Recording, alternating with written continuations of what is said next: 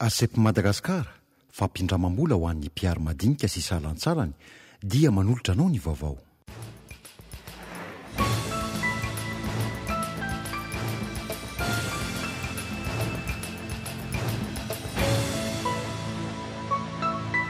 tsy ekeny mapara ny fandrotsahana ny Kolo Roger ho praiminisitra izay fantatra ao aorian'ny alatsinainy ho avy izao raha ny nambarany ny filotany Anosy 12 febroary 2017 adin'ny tantara nefa tsy afa-misaraka amin'ny rarara tsy mandrava ny namonona ny komisaira Ranefson izay tokony handrehan-tanana ny fanadihadiana momba ny rarara tsy mandrava. Jiolahy 5 tsy misarotava sady nidrongo basy no nandroba ny bankiray tetsy Andavamamba. Vola mitetina 2.30 tapitrisa ariary mahery no lasan'izy ireo. Tsy nisy ny naratra fa ireo mpiambina nisy voadarika tamin'ny vodi-basy. Azo farany, zava-bita tsara indrindra eran-tany, teratany sinoa, mavita mampiditra baolina 470 ao anatin'ny 2 minitra, voarakitra ao amin'ny Guinness de Record, io indray no entina aminao androany, ny Antsipriany avy hatrany.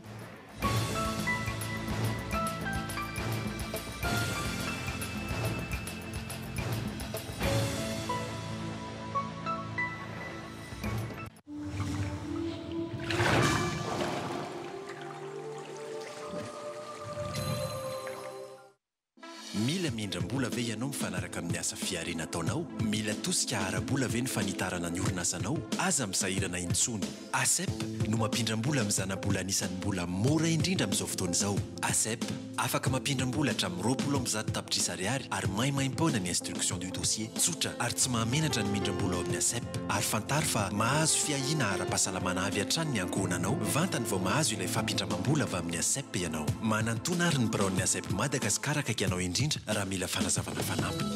ASEP Madagasikara. Findramam-bola tsara lanja, fiahiana ny ankohonana. Fety ny fankatia miavaka miaraka amin'ny Kolo TV. Soirée romantique iarahana amin'ny Elsie.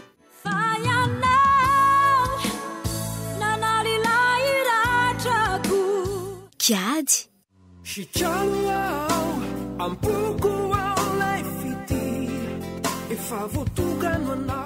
Nantenaina.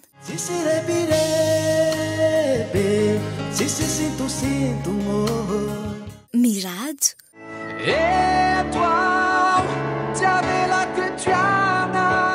Ansio. Tsy mety tafapetraka dia piditra resaka nefa toa tsy mavita. Misa.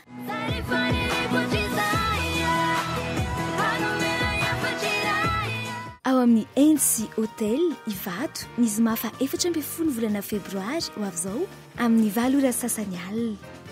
Anafana ny fiarahana ihany koa ny resadresaka miaraka amin'ireo mpivady misa 3 tompony tantara voafantina tao anatin'ny fandaharana romantika. Ny tapakila dia efa azonao raisina dian'izao ety amin'ny Kolo TV, route Digue Aix-Somagel na ihany koa ao amin'ny ANC Ivato. Panoane ANC Hotel Ivato, Nil Home Center, Sodim, distributeur exclusif de la marque Eugène Perma Paris et Miscom. Magasin Saint-Georges Vista, Tsarlala, Piaramias, bijouterie Pala. Tongava luva vao fetra ny toerana.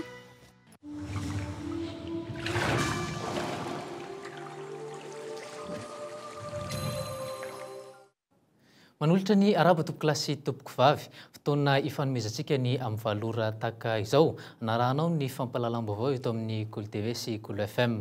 Araka izany ary manasanao mpanajana anaraka ity fampalalam-baovao ity hatramin'ny farany. Vaovao politika avy hatrany no anarantsika anomboantsika izany fampalalam-baovao izany mienjana ny adievitra eo amin'ny Mapara sy ny HVM manoloana ny fanendrena izay ho praiminisitra. I Kolo Roger izay nanolotra ny filoha ankehitriny ho solony tamin'ny fotoana tsy neken'ny CES ny firotsahana-kofidiana no rehefa atolotra ho praiminisitra. Tsy neken'ny Mapara kosa izay hevitra izay mitoetrany araka izany ny fifanenjanana eo amin'ny Mapara sy ny HVM. Tovra Kotravony. Na i Kolo Roger izay nanontaniana azy androany dia tsy nanaiky mihitsy ny resaka mikasika ny fanendrena ny praiminisitra izay miverimberina matetika moa ny anarany. Tika izany fa mbola tsy maro toerana ny anarana ho eo amin'izay toerana izay. Anatin'ny adihevitra mafana ny rehetra amin'izao fotoana ka raha dia ny fivorian'ny Mapara aza dia nahitana tsy fidovikevitra antony moa mbola tsy voany ny anarana ankehitriny. saika mitarina tanteraka na ny HVM na ny mapara mba tsy sy ny tandrefaka ka avoa azy ireo amin'ny tontolo politika. Ho an'ireo olon-tsotra mikasika ity resaka Praiministra ity dia mety amin'izy ireo avokoa izay eo no isika izay mila mpitondra afaka mpiarina ny Madagasikara. Zany raha hoe ny olona tokony Praiministra raisina hoe avy amin'ny antokony filoham-pirenena amin'izao fotoana dia tsy hitako loatra izay hoe maharatsy azy satria tanana akavanana satria olona akaiky dia akaiky azy. Izay zany raha amin'ny lafiny anankiray hoe eo amin'ilay ara-dravina fa raha ilay ara-dalàna indray araka ilay voafaritry ny lalam-panorenana dia izay maro anisa ao anatin'ilay vondrona parlementaire le antoko manana vondrona parlementaire maro anisa no manana an'ilay fahefana manolotra an'ilay Praiministra. Izay zany raha ilay ara-dalàna araka ilay voafaritry ilay lalàna ka azo dia azo iarahana mijery ny ara-drariny sy ny ara-dalàna, zany hoe tsy manasary zavatra. Mamiko hoe izy na mapara na HVM zany fa mety amiko foana zany na hoe aviaiza na aviaiza fa ny na zany critère fotsiny hoe olona zany afaka mandray andraikitra surtout sika zany zao andalana fivoahana krizy. Mazava fa mbola hita tao amin'ny Praiministra io ny aloko ny filoha teo alohan'ny Rajoelina raha ho an'ny mapara manokana no jerena dia misy ireo anarana voatontonona kanefa mbola hiadivana hevitra. Raha ny fepetra apetraka nefa dia mazava hoy izy ireo fa olona mahalala tanteraka ny fahoriana fotony izay drain'ny vahoaka izany hoe malagasy tanteraka. Tsy olona izay atolotra no kendren'ny vondrona iraisam-pirenena ihany koa. Raha ny fantatra aza dia Iany Rajoelina mihitsy no mbola tsy tapa-kevitra handray ny toerana ary mbola mitady izay hosolony ity vondrona voalaza fa maro an'izay ity mandra-pisiny ny fanapa-kevitra farany. Mikasika ny hoe ananan'olona izay amin'ny avy amin'ny vondrona hafa izay malaza hoe mety atolotry ny mapara dia hatreto aloha dia mbola tsy misy zavatra tapaka hoe tena zao na izao.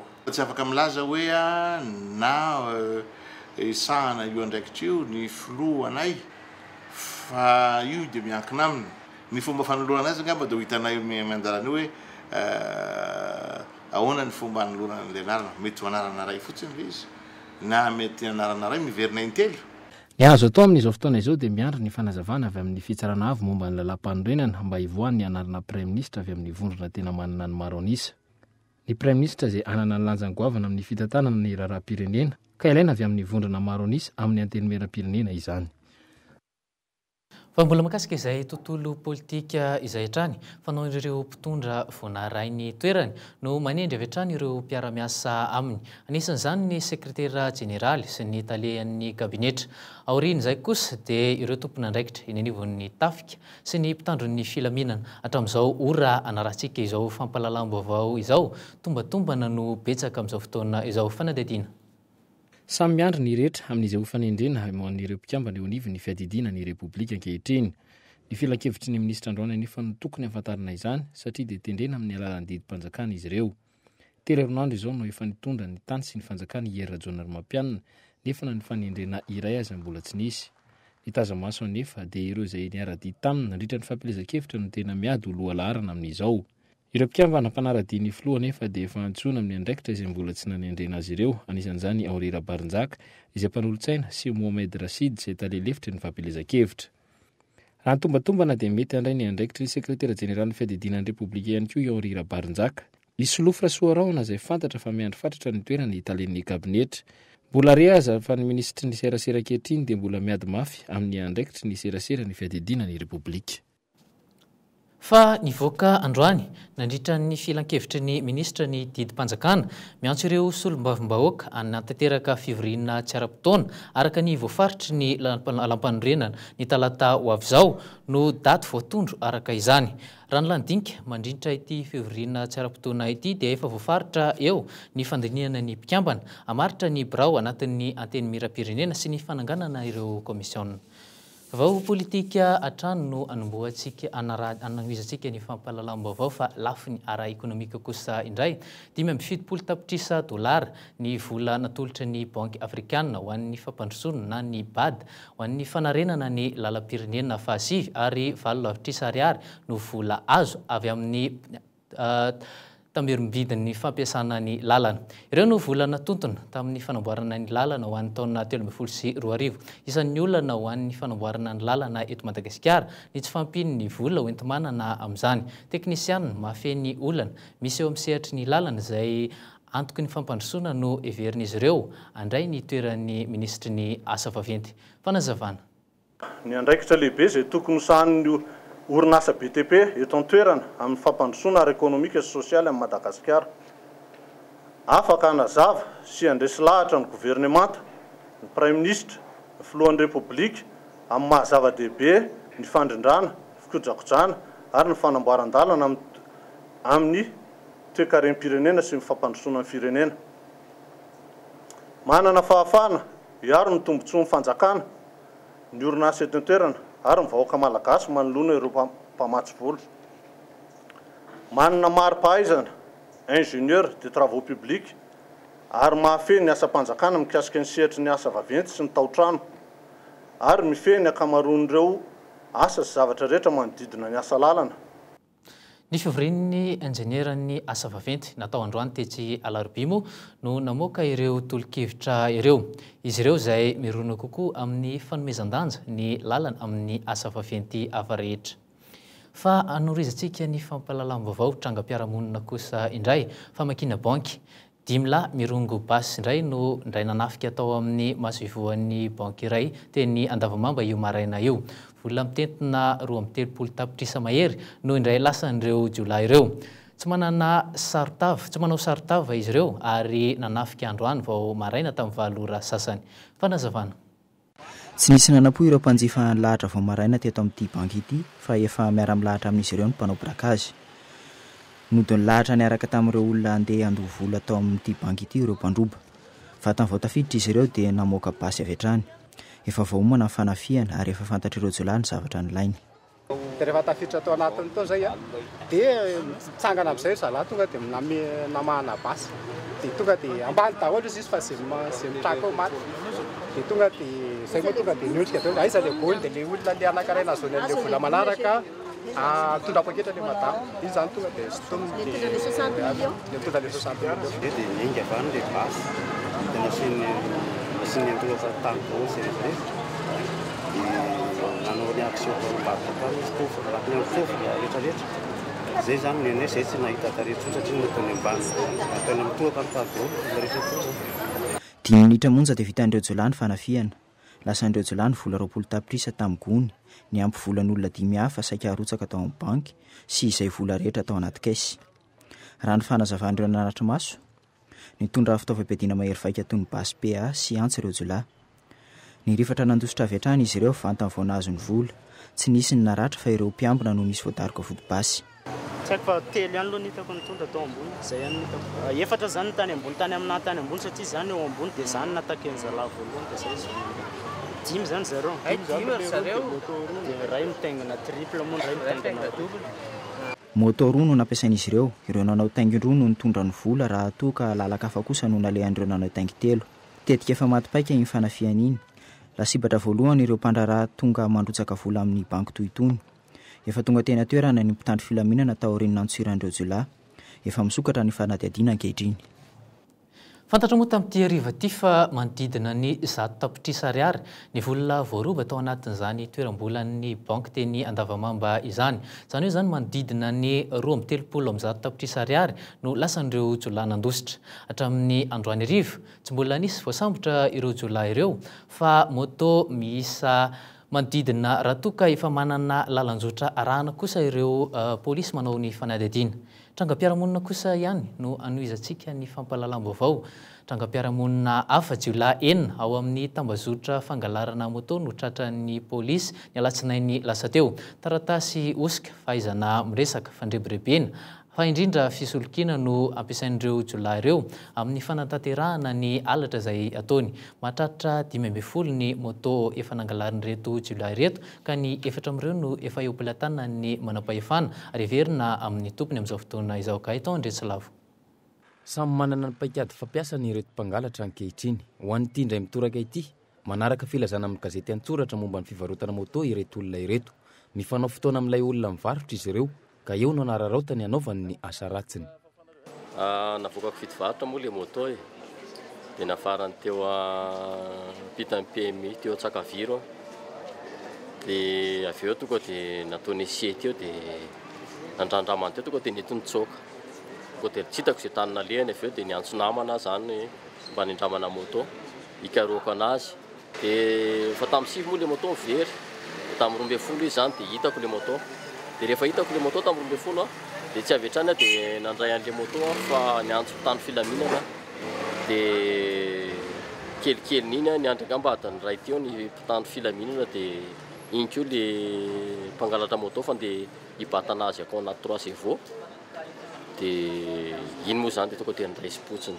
Maro no efa lasibatra tamin'ity raharaha ity. Ho an'ity olona iray ity dia efa ela no naveriny motoany. Efa natao ihany koa ny fomba rehetra nandritra izay fotoana izay. Ahitana ilay olona nitondra azy saingy tsy nisy vokany izany. Tamin'ny 20 novambra zany io no very. Tonga dia taty amin'ny polisy aloha zay nanao déclaration. Dia avy eo zay nitety ny mpanamboatra moto rehetra teto Antananarivo. Nalefa ny internet mihitsy ny aran'le moto very io. Dia io natsondro zareo fa ato le moto izy fa tongavinareo. Taratasy osoka, fahaizana amin'ny resaka fandrebirebena fa indrindra fisolokiana sy famitsifetsena no nampiasain'ireto jiolahy ireto amin'ny fanatanterahana ny alatra izay ataony. Visatra ny enjehana azy reto moa zany alatra volona zany dia escroquerie dia association na malfaiteur dia misy ihany koa faux usage des faux amin'ilay fampiasan'ny karapanondrosoka amin'ilay fampiresaka amin'ny olona mihitsy izy hoe tiany karapanondrosoka andao atao ny acte de vente dia eo aloha tsapaina le izy dia iny amin'ilay manaiky an'iny le olona zany dia lasa izy mitsoka amin'iny. Rehefa misy tranga-javatra mampiayay eny anivon'ny fiarahamonina, ny tsara atao voalohany dia mampandre avy hatrany ny mpitandro filaminana izay miasa andro aman'alina ho an'ny filaminam-bahoaka. Entanina zany ny olona izay tsara sitrapoa mba hiantso ny laharana ao aminay mba ahafahana misambotra ireo olona izay mbola miketrika ny anao ratsy.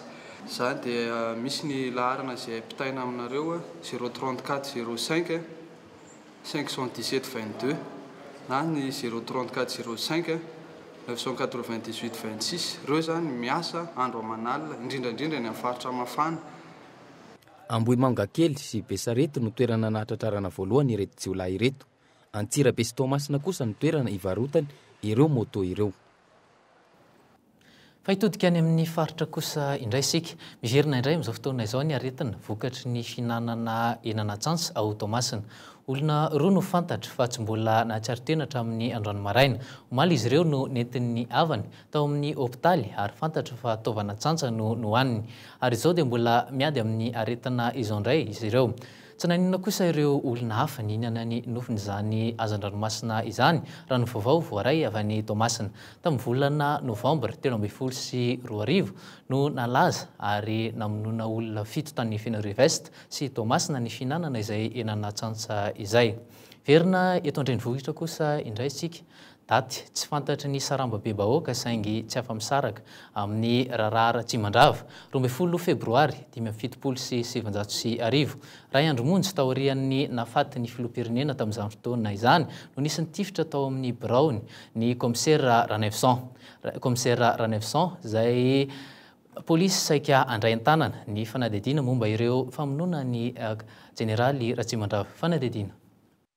Natahotra ny ampiandohana ny ahafaty ankarana ny raharaha Ratsimandrava Richard. Tao anatin'ny ora vitsivitsy taoriana fahatarana ny fahafatesany ity filoham-pirenena ity ny aliny 1 Febroary 2017 efa nisy irenanao izay tsy siny ny famotorana marina momba izany. Porofony amin'ny olo tsy fantatra ny commissaire Ranevson izay namany Ratsimandrava ary tokony andray an-tanana ny fanadihadiana. Ny fahafantarako anazy satria teo amin'ny voalaza hoe teo amin'ny 2e arrondissement zany tranga le raharaha Ratsimandrava dia mazava loatra zany fa izy zany no ataoko hoe tompona andraikitra voalohany amin'ny commissaire de police azy tao dia izy zany mitadika amin'ilay fanadihadiana. Faharoa amin'ny lafin'ilany izy koa nifandray betsaka tamin'ny colonel Ratsimandrava zany hoe mpinamana akaiky izy mirala dia izay ngamba no iveriko fa hoe noho ny alahelo na noho ny ambopo dia nahatafavoaka an'izay izy niteny an'izay mihitsy ny izy raha nampitaina taminay zany hoe tsy maintsy hitako namono azy dia everinay zany fa zay angambany no isan'ny antony namonoana azy ihany koa hoe déterminé loatra ianao hitady an'le fahamarinana dia sao dia misy voatotohinana ohatr'izany dia izay ngambany veriko hoe isan'ny namonoana azy koa. Tety amin'ny boriboritany faharoa teo no niasany tamin'izany fotoana izany. Tahotra no niainan'ny fianakaviana Ranefson tamin'izany. Nisy ny fampiororona ambavana tao mivantana tamin'ny komisaira Ranefson ora vitsy taoriny ny fahafatesany Jeneraly Ratsimandrava, fandrahonana izay niafara tamin'ny namonoana azy. Ny maraina izany tonga miasa dia ny tolakandro tokony tamin'ny 2 ora sy sasany teo no avy dia nisy ny tifitra tao amin'ny braony, tifitra avy aty ivelany izany dia nahafaty azy. Dia tamin'izany fotoana izany nisy dadatoako anankiroa niaraka tamin'ny tao. Dia ny anankiray moa izany nitsoaka, ny anankiray izany no nikarakara azy tonga dia nitondra azy teny amin'ny hôpital Girard io tamin'izany fotoana izany. Dia taorian'izay nisy zany ny hoe ny tena ahafantarana izany hoe mazava loatra moa fa hoe nisy ifandraisany betsaka tamin'ny raharaha Ratsimandrava satria taorian'izay dia nisy ny nikorotana zany tao amin'ny birao fiasany hoe nentota taratasy rehetrarehetra sy ny sisa tsy tazana atao intsony nikorotana ambony ambany sy ny sisa. Dia ny faharoa izay moa tsy azoko tsara hoe inona ny antony hoe selena tsy azo mikitiana mihitsy zany ny vatana mangatsika ny komisaira Ranefson tonga dia natao tao anaty vata tonga dia nalevina. Tsy nisy toy ny raharaha ny fianakaviana raha teo tsy nametraka fitoriana. Anivelana amin'izao fotoana izao ny rahalahin'ny komisaira Ranefson izay nanao sesitany tena no nitahotra ny fanenjehana. Tsy voatahiry ao anatin'ny tahirikevitra misy ny tantaram-pirenena ny fahafatesan'ity komisaira ny polisy ity, no tsy nampianarina ny taranaka malagasy ihany koa ny fisian'izany. Fa na inona nampanginina ny raharaha raha ny nambaran'ity zafikeliny ity, na izany aza andalam-pikarakarana ny antota taratasy amin'ny fanjakana ny fianakaviana Ranefson mba hatsiarovana azy isaky ny datiny 12 febroary. Hitodika eo amin'ny ny toe-karena kosa indray isika komuna isan'ireo 10 teto Madagasikara navita foto-drafitrasa fanatsarana ny fiainan'ny mponina vokatry ny fanampian'ny tahiry ho an'ny fampandrosoana iny fotony na ny FDL izany ny komuna Soavina ao anatin'ny distrika Natsimbrano. Nahitana vokatra azo tsapain'ny tanana ny fitantanana miainga iny fotony. Ho amafisina araka izany amin'ny alalan'ny fitantanana mahomby ny sehatry ny tolobary-panjakana. Fanadihina iarahana amin'ny Ilda Sinjo. Trano sekoly, trano komuna, tohodrano. Maro ireo foto-drafitrasa mipaka mivantana amin'ny fiainan'ny mponina no vita ao amin'ny komuna Soavina tao anatin'ny 3 taona. Tranon'ny komuna izay nasiana fanarenana sy fanamboarana no isan'ny vita no ny famatsimbolan'ny FDL azon'ny komuna Ambanivohitra Soavina.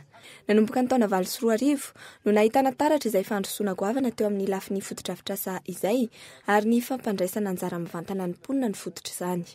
Ireo solotena pokon'olona ny vahoaka mihitsy zany no miaraka amin'ny filan-kevitra kominaly sy ny teknisianan'ny komuna ary ny ben'ny tanàna mandrafitra an'izany budget izany zany hoe avy any amin'ny vahoaka avy any fotony mihitsy ny soso-kevitra no laina hoe inona ny zavatra ho atao amin'ny piasana atao hoe 2014 ity. Efa maro vokatra azo tsapaitanana amin'ny fampiarana ny fitantanana ny volam-bahoaka anatin'ny mangarahara. Mbola tokony ho ampiana tosika kosa ny komuna amin'ny fitantanana ny tolobary-panjakana. Marina fa efa nisy fandrosoana natao tao anatin'ny fiaraha-miasa tamin'ny akord tamin'ny fotoan'androny fa amin'izao fotoan'izao kosa dia midina etỳ amin'ny komuna mihitsy ny ARMP miaraka amin'ny FDL hijery izay fomba rehetra ahafahan'ny komuna mandray anjara amin'ny fampanarahana an'izany lalàna izany, fiainana an'izany lalàna izany etỳ anivon'ny komuna. Ho an'ny FDL, ny toana entina manatsara ny fahafahan'ireo komuna ireo no tanjona izany rehetra izany ao anatin'ny fitantanana mangarahara ary ny fampitoviana lenta ny komuna rehetra eran'ny Madagasikara. Dia izay izany no antony atongavana etỳ mba hanoana ny zareo satria fantatritsika tsara fa ny atongavana moramora kokoa ny atongavana eo amin'ny tanjona anankiray noho ny mitazona n'ilay ataontsika hoe fahatsarana eo amin'ny fitantanana izay dia manoana azy zany izay ary fiaraha-miasa amin'ny ARMP no hitantsika androany ny izay mikasika manokana ny tolotra eo amin'ny tsena. ho antsy komina ambanivohitra isoavina ity 7 ariary no vola efa voaray nanaovana ny fanatsarana ny fotodrafitrasa sy ny asa eo anivon'ny Brown commune. Efa voaray nanomboka ny volana janoary teo ihany koa ny andian'ny faharoa amin'izany fanampiana izany izay mitetina 7 ariary. Mbola hijanona amin'izay tontolon'ny toe-karenina izay hatrany isika isan'ireo orinasa-mpanjakana voalohany nahazo ny fankasitrahana amin'ny kalitao ny orinasa tao-trano Saimady. Tao anatin'ny 7 taona tsy nitsahatra ny nanatsara ny kalitao ny fomba fiasa ity orinasa ity ho fanarahana ireo fenitra iraisam-pirenena eo amin'ny sehatra ivoarany. Kalitao izay miantoka ihany koa ny fahafahana mifanampy eo amin'ny sehatra iraisam-pirenena. Natao androany moa ny fanolorana ny mari-pankasitrahana ho an'ireo mpiasa nanaraka ny fiofanana momba ny fomba fitantanana amin'ny kalitao. Fanazavana. Tombotsoa anankiray zany aloha dia fahafantaran'ny mpiasa n'ilay zavatra ataon'ny orinasa zany zay lehilahy amina kalitao zay. Ny tombotsoa anankiray faharoa ho an'izay orinasa miara-miasa amin'ny Saimady rahateo zany a dia efa mba mahafantatra zany hoe ay misy tahatakan'izao a nefa ataon'ny orinasa io anisan'ny orinasa-mpanjakana anankiray izy a nametraka an'io rafitra anankiray io zany a amin'ny fitsinjovana ny mpanjifany a dia izay koa zany anankiray tombony ho anazy rahateo a ho an'ireo mpanjifa zany izy zay dia tsy dia misy manana koa zany manana antoka zany ny mpanjifa miaraka aminy rehefa manana an'izay lamina kalitao mipetraka satria tsy mitodika indrindrindrindra ny mpanjifa izy ireo ho an'ireo mpiara-miasa aminay ihany koa zany ataontsika hoe ireo mpanorona na mpiara-miasa aminay resaka teknika mihitsy koa zany dia efa mahafantatra hoe raha vao orinasa manana an'izay lamina kalitao zay zany izy dia tsy miambamby izy amin'ny fiara-miasa ny orinasa Saimady. Fa hitodika eo amin'ny sehatry ny kolotsaina kosa indray isika andro raisam-pirenena ho an'ny teny ibeazana ny 2 ny volana febroary. Ankoatra ny iray volan'ny teny malagasy dia napetraky ny UNESCO efa ho 14 taona izay teto Madagasikara ny andro maneran-tany ho an'ny teny ibeazana. Araka izany eo am-panomanana ny hetsika amin'izao fotoana izao ny Akademia Malagasy. Dinikasa no entina hankalazana izany eto amintsika ka iompana kokoa amin'ny loha hevitra hoe ny taniko, ny tantarako, ny teniko ary adidiko sy andraikitry ny fahafantarana azy sy ny fampafantarana azy. Misy ny tanjona tratrarin'ny Akademia Malagasy anatsarana ny teny ibeazana eto Madagasikara. Arahantsika avy hatrany izay tanjona izay. Dia nitanjona amin'ny olona dinikasa tao amin'ny 1 febroary io dia ny ametraka tambanjotra ny mikasika n'izay le hoe ny fahafantarana ny teniko, ny tantarako sy ny fireneko izay zany. Izy tambanjotra ho ajoro amin'io ka tsy hoe ray andro fotsiny zany sisa ny karakarana ny teny ibeazana. Ijoro amin'ny fotoana io le tambanjotra sa hoe efa manokarakarana reo? Amin'io zany vao eritreretina hoe ho ajoro le izy. Fa efa misy olona zany maro asaina ho tonga ao dia ireo olona tonga ao ireo zany no hiditra amin'izay tambanjotra izay izay andinika mihitsy mikasika ny teny ibeazana io zany. Hanao asa zany izy mandritrina ny teny ibeazana, ny tantara dia ny fahafantarana ny fireneko sy ny teniko izay zany. Fa makasika ny vaovao sosialy kosa indray dia tontolo andro natokana ho an'ny renim-pianakaviana na journée des mamans ny andro androany. Anisan'ny reny ihany koa ireo mpitaiza zaza maditra araka ny fahalalan'ny maro azy fa zaza beazana kosa ho an'ny ivitoerana iray etsy faravohitra. Mifampitondra toy ny zanaka vavy sy ny reny ao an-tokantrano izy ireo. Iray amin'ireo reny ao amin'ny centre Voky i Nenibodo. Fanadidina.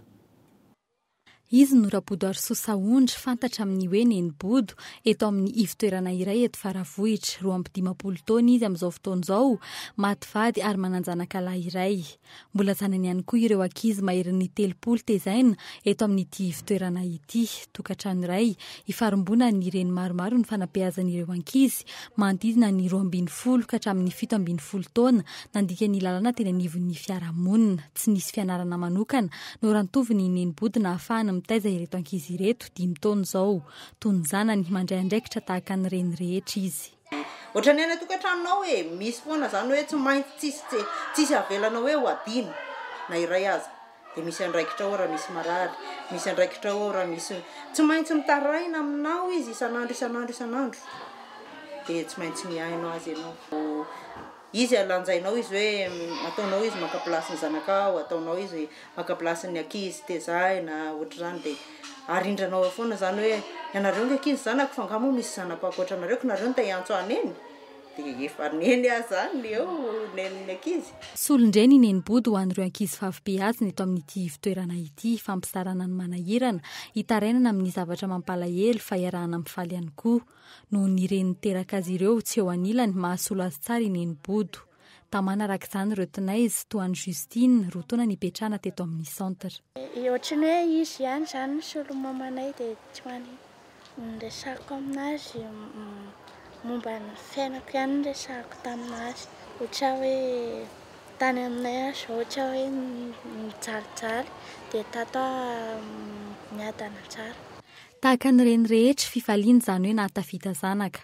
Riarian'ny fitoerana ireo zazavavy nandalo teto ka efa manana ny maha izy azy ankehitriny. Rispo entin'izy ireo miatrika ny andavanandrony amisavisana ny ho avy mamiratra ho an'ireo ankizy mbola beazina. Ary ny zavatra tena mahafaly tsy vitsy amin'ireo izay nitezainay hatramin'ny taona 14 nakaty zao misy eo amin'ny 9 mirahavavy eo misy fanompitony koa nefa andalam-pikarakarana no tafita amin'ny lafiny tokantrano satria ny tovovavy kely amin'izao fotoana dia mampalahelo ihany antsika malagasy fa variana mirendrarendra misy eto indrindra ny eto Andrenivohitra dia saika adino mihitsy ny hoe dingana iray tokony hotratrarina ary tena fanarahana ny fitsim-piarahamonina tena ara-dalàna ny fandalovana amin'ny fanambadiana ara-dalàna. Manana olona antsoina hoe dada ihany koa ireto ankizy ireto, ampianarina asa tanana ny ankamaroan'izy ireo ary tsy mandalo pahaizana tsy ampianarina intsony. Miankina arabola amin'ny fiangonana ity fitoerana ity ary fitazana ara-panahy tena vaindohan-draharaha eto. Fa iverenantsika kely ny tontolon'ny toe-karena manodidina ny 3 hetsy isan-taona nisan'ny mpianatra mitsahatra amin'ny fianarana eto Madagasikara. Hatreto ambaratonga hatreo amin'ny ambaratonga faharoa izany amin'ny ankapobeny. Mitota fakatra hatramin'ny 7 hetsy izy io afaka ataona vitsivitsika izay indrindra no antom-pisian'ny Farmada na ny formation agricole et rural anofanana ireo tanora ireo. Fanadidina. Efatra amin'ny taona 14 no nisy ity tetikasa anofanana mpanomokatra matianina ity. Voafetra ny zava-bitatra amin'izay no ny olana arabola sy ny fitaovana teo am-pelantanan'ny ministera.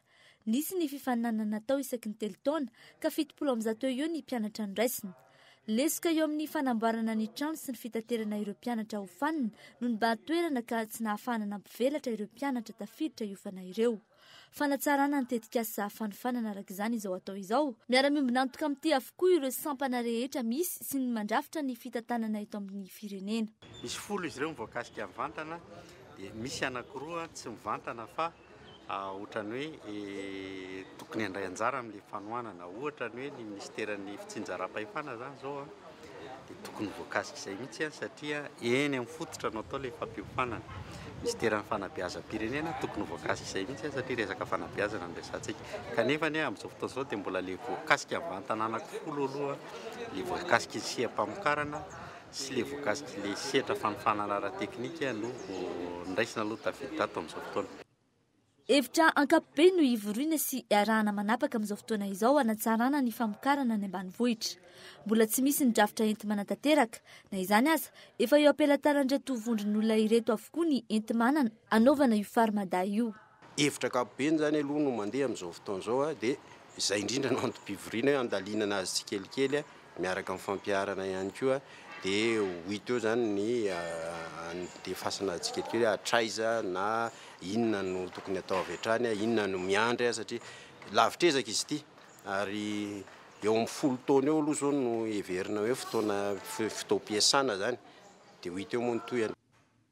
Ny valopolo isan-jaton'ny malagasy dia miaina sy mivela amin'ny tontolo ambanivohitra avokoa. Andrasana ny sy ny tetikasa hafa ankoatra ity Farmada ity ho fampandrosoana ifotony. Mbola hijanona amin'izay sehatra ny toe-karena izay hatrany isika ny 12 isan-jaton'ny ari-karena faobe ihany no avy amin'ireo orinasa misy eto Madagasikara raha ny totanisa navoaka ny Instat androany.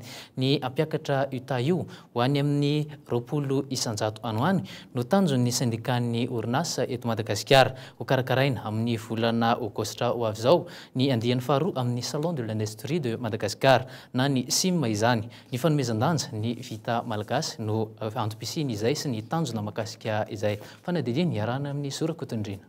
nahitana orinasa mpandray anjara 10 ny andiany voalohany tamin'ny salon de l'industrie de Madagascar roa taona lasa izay. Trano efa 400 no nanaovana fampiratiana ary nahasintona mpitsidika maherin'ny 2,4 alina ireo mpikarakara na dia 5,3 alina aza no noeritreretina. Noraroton'ireo mpikarakara nanokanana ny teny filamatry ny sima iny andiany voalohany iny dia ny hoe manjifa mividy gasy aho tombony ho andrehetra. Ho an'ity andiany faharoa karakarain'ity dia mpitsidika 5,4 alina no andrasana. Trano eo amin'ny 5,400 eo no hita izay andraisan'ireo mpandraraha sy orinasa maro anjara. Mbola tsy tafavoaka ny krisary Madagasikara ka ny fanosehana na relance ho an'ireo orinasa malagasy no avohitra. Ny tema moa dia relance ny industrie nationale. Ny dikan'izany zany dia mihevitra izay fa amin'izao rivotra vaovao mitsoka eto amin'ny firenena izao dia azo ny toerana sahaza azy ny industrie satria izany dia mbe teninay foana fa tsy misy afa-tsy ny fivoaran'ny industrie vokatra vita malagasy ankehitriny dia efa tena tsara ny kalitao ary manaraka ny fenitra iraisam-pirenena zany. Lafo kokoa izy par rapport amin'ny any ivelany nefa tsy azo fantatra fa tena manaja ny norme zany araka fomba fiteny. Ny fandraisana anjaran'ireo mpisehatra eo amin'ny fampandrosoana no tanjona amin'izao politika ny fanosehana ireo orinasa malagasy izao. Ny orinasa dia anisany mitana toerana lehibe amin'ny fampandrosoana maritra eto amin'ny firenena. Efa manomboka mahazo vahany eo amin'ny tsena iraisam-pirenena ny vita gasy. Fa amin'izao fifirenan'ny firenena amin'ny état de droit zao dia anana ny toerany amin'izay zany ny orinasa malagasy eo amin'ny sehatra iraisam-pirenena. Kanefa azo ambara fa misy amin'ireo orinasa industriel maromaro izay efa mivelatra tokoa araka ny sehatra iraisam-pirenena zany. Ary misy ohatra eo amin'ny sehatra ny lamba, eo amin'ny sehatra ny zava-pisotro izay efa mivelatra eran'izao tontolo izao. Nosokafana tamin'ny fomba ofisialy androany ity andiany faharoa amin'ny salon de l'industrie de Madagascar ity. Misokatra ho an'ireo orinasa rehetra ny fandraisana anjara raha amin'ny 14 ka hatramin'ny 17 volana aogositra no hanatanterahana izany ao amin'ny lapan'ny kolontsaina sy fanatanjahantena eny Mahamasina. Fa zava-bita tsara indrindra eran-tany saingy azo ianarana sy tanterahina tsara no amaranantsika izao fampalalam-baovao izao. Teran-tany Sinoa mavita mampiditra baolina 4-7 ao anatin'ny 2 minitra. Voarakitra ao amin'ny Guinness de record ihany koa izany. Arahantsika vetrany. 2, 1,开始. Tsy ampy 17 taona akory ny tovolahy sangany amin'ny fampidirana baolina ao anaty arato amin'ny taranja baskety. 4-7 izy no mahatafiditra baolina ao anatin'ny 2 minitra any amin'ny 4 metatra miala amin'ny serso. Tony lancer franc saingy lavitra kokoa izany. Fialam-boly ho azy ny milalao ny fanatanjahantena toy izao ary nivadika ho fanamby ho azy izany taty aoriana. Hatry ny fony voakely no nitaizana ny Shanghae-jin atao anatin'ity taranja ity ka tsy namelany raha tsy azo ny amboarany Guinness. Tao Beijing no nanaovany fifananana manoloana ny mpijery anarivony. Tsy mora ny mampiditra 3 points MCC toy izao. Ilaina famerimberenana sy fiomanana ny taonany maro. Afaka mavita toy izany tsara ny tanora liana amin'ity taranja ity, indrindra ireo tanora manana tombony amin'ny fananana toeram-pilalaovana ao tokotany. Ity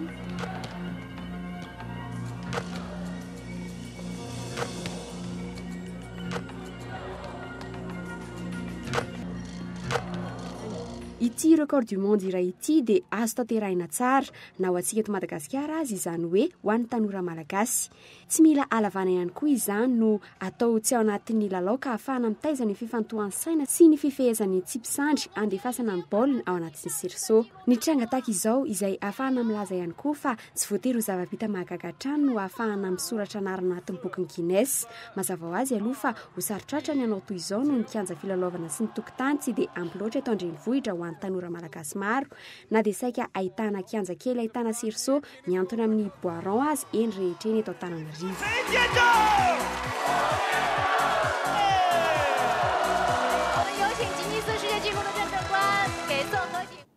Tsy magaga raha tafiditra ao anatin'ny Guinness de record 720 reny zava-bita miavaka ireny. Dia inany koa tompo lasy tompo vavy no entina mamarina tanteraka izao fampalalam-baovao izao. Ankasitrany ianao nanaraka izany hatramin'ny farany.